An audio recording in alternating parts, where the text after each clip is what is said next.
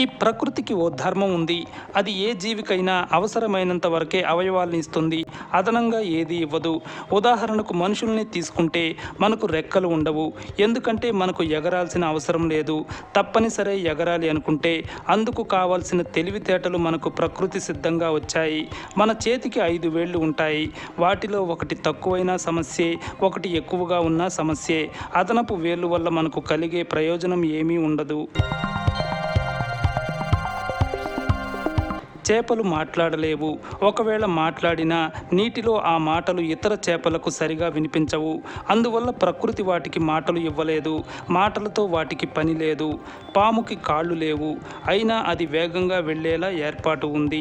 తాబేలుకి డిప్ప, జిరాఫీకి పొడవైన మెడ, గబ్బిలానికి ధ్వని తరంగాలు, గద్దకు శక్తివంతమైన చూపు. ఇలా ఈ సృష్టిలో ప్రతి జీవి తనకు ఉన్న ప్రత్యేకతలతో హాయిగా జీవించేలా ఏర్పాట్లు ఉన్నాయి. గుర్రం విషయంలో ఇదే జరుగుతోంది.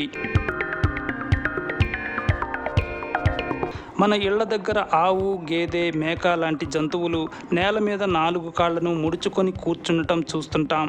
ఒంటె, ఏనుగు లాంటి పెద్ద జంతువులు కూడా నేలపై కూర్చొని సేద తీరుతాయి. తద్వారా వాటి కాళ్ల కండరాలకు విశ్రాంతి లభిస్తుంది. కానీ గుర్రానికి అలా కూర్చోవాల్సిన అవసరం లేదు. వేగంగా పరుగెత్తగల జంతువుగా గుర్రం ఫేమస్. హార్స్ రేసుల్లో గుర్రాలు దూసుకెళ్తాయి. వేగంతో పాటు అనేక కిలోమీటర్ల దూరం పరిగెత్తినా అలసిపోని శక్తి గుర్రం సొంతం. అందుకు కారణం దాని కాళ్లలోని కండరాలు చాలా బలంగా, దృఢంగా ఉండటమే. గుర్రం 3 కాళ్లపై కూడా నిలబడగలదు. తద్వారా అది ఒక కాలుకి విశ్రాంతి ఇవ్వగలదు. అలా అది 1/1 కాళ్లకు విశ్రాంతి ఇస్తుంది. దాంతో కూర్చోవాల్సిన అవసరం లేకుండానే కాళ్ల కండరాలకు విశ్రాంతి లభిస్తుంది. గుర్రం నిలబడి నిద్రపోగలదు కూడా. కొన్ని సందర్భాల్లో మాత్రం హార్స్ పూర్తిగా పక్కకు ఒరిగి నిద్రపోతుంది. ఇలా ఈ సృష్టి గుర్రానికి ఈ ప్రత్యేకతను ఇచ్చింది.